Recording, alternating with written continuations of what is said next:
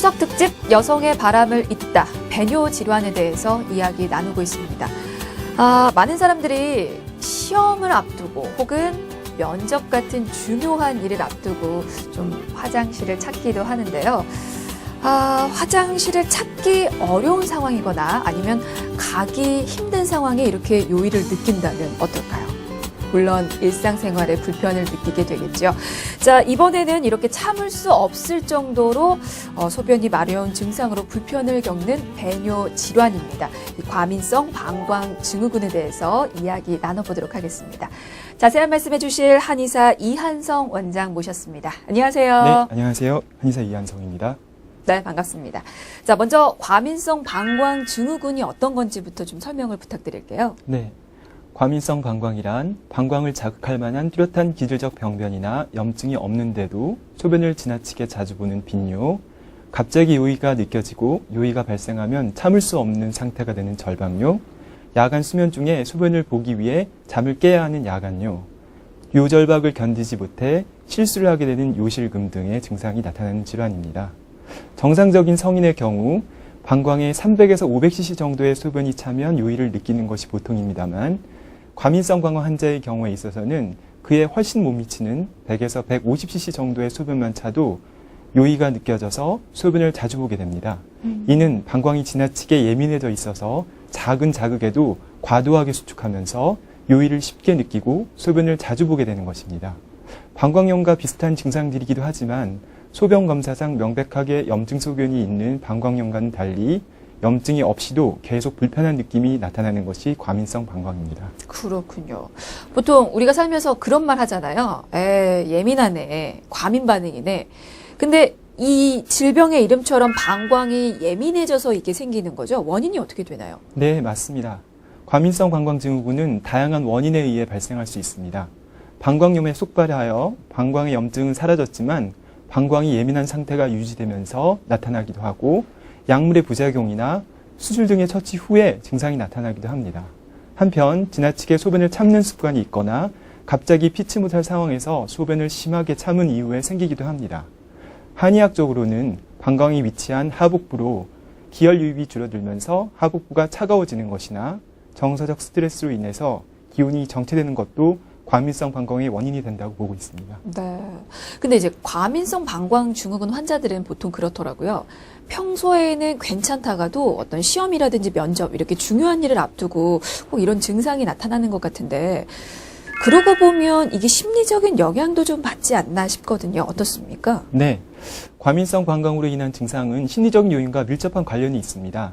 마음이 편한 곳에서는 전혀 문제가 없다가도 낯선 환경에 노출되면 소변이 마려운 느낌이 들고 화장실을 찾게 되는 경우가 있죠. 이렇게 마음이 불안하고 예민해지는 상황에서 과민성 방광의 경우 5분, 10분을 멀다 않고 요의가 느껴져서 화장실을 들락거리기도 합니다. 또 무언가에 집중하고 있으면 잊고 지내다가도 생각의 여유가 생겨서 소변을 인식하게 되면 증상이 심해지는 경우도 있습니다. 이는 과민성 방광의 증상이 심리적인 요인과 매우 밀접한 관계가 있다는 것을 보여주는 것인데요. 네.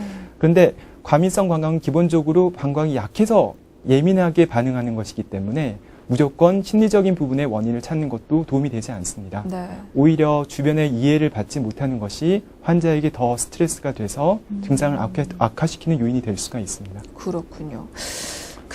국내에서는 18세 이상 인구 12.2%에서 이 과민성 방광 증후군이 발생한다고 하는데 실제로 내원하는 환자 추세가 어떤가요? 네.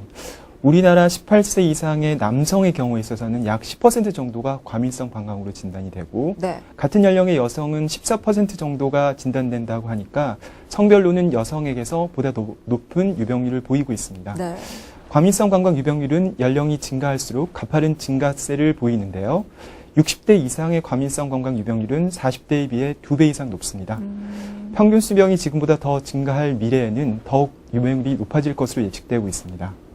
예전에는 과민성 방광 증상이 개인적인 불편감 정도로 치부되어서 큰 관심을 받지 못하다가 삶의 질을 중시하는 의학계의 변화에 따라서 보다 적극적으로 증상을 개선하고자 하는 경향 때문에 유병률이 더 높아졌다고 볼 수 있습니다. 네. 그냥 사실 요의 느낄 때 그냥 화장실 가면 그만이지라고 생각하실 수도 있을 것 같아요. 증상이 근데 어느 정도로 좀 불편을 많이 호소하시는지 증상도 좀 알려주실까요? 네.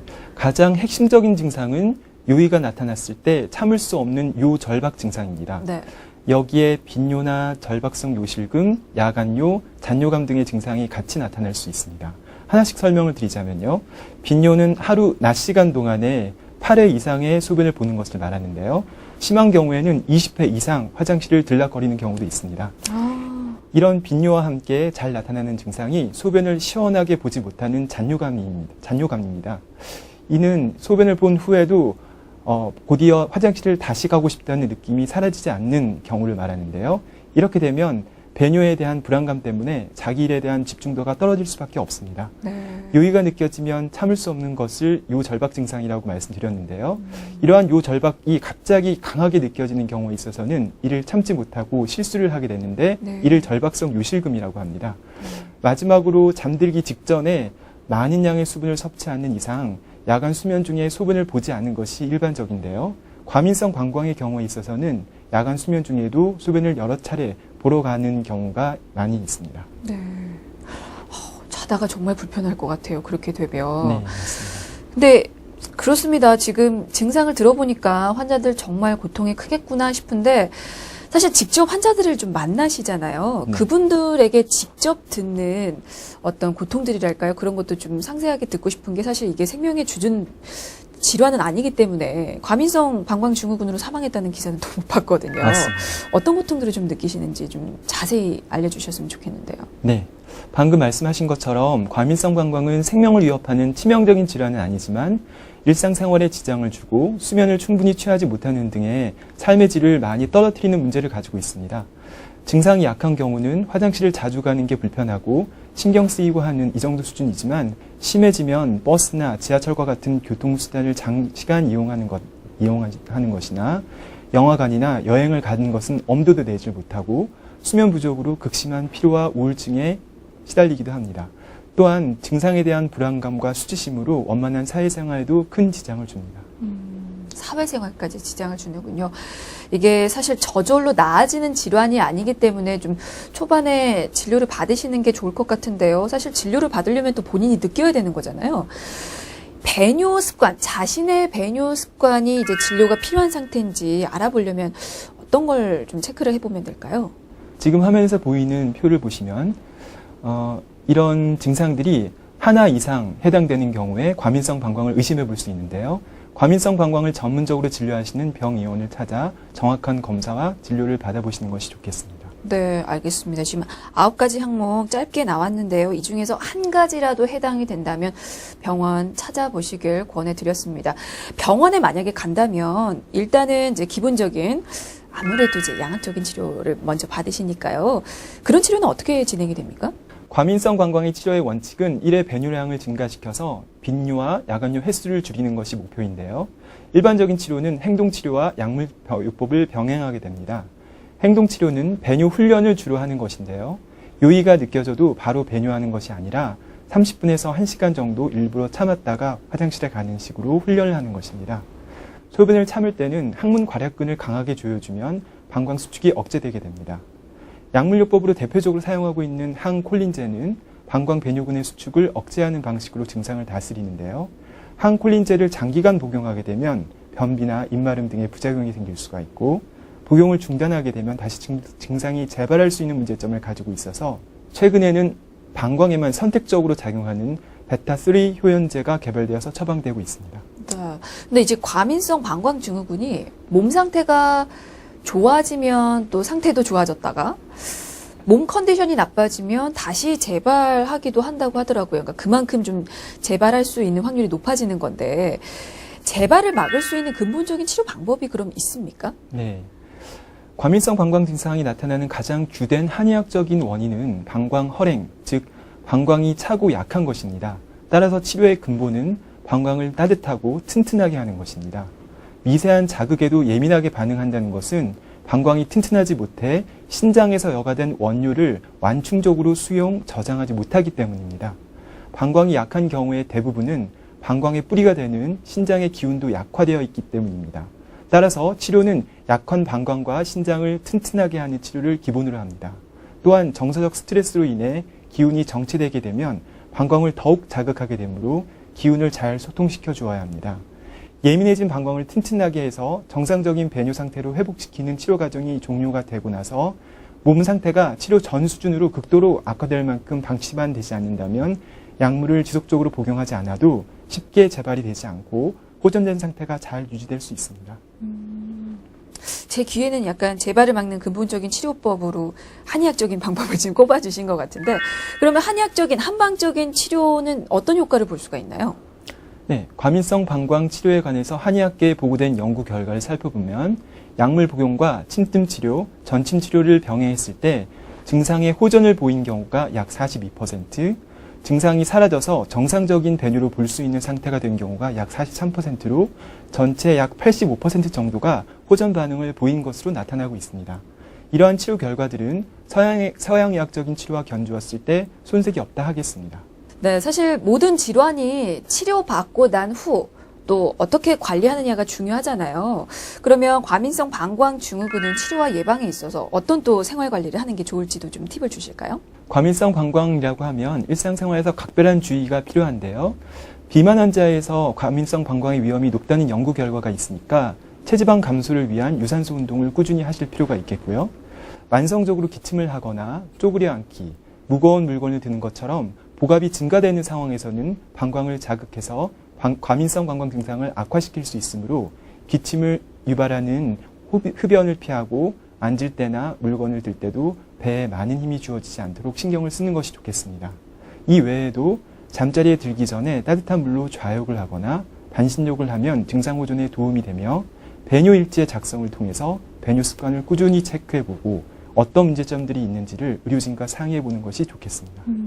지금 치료 후 생활관리법 말씀을 해주셨는데 예방할 수 있는 방법도 있습니까? 과민성 방광을 예방하기 위해서는 이뇨작용을 촉진하는 알코올, 카페인, 탄산이 든 음료를 줄이고 스트레스와 과로에 노출되는 상황을 피해야 하겠습니다.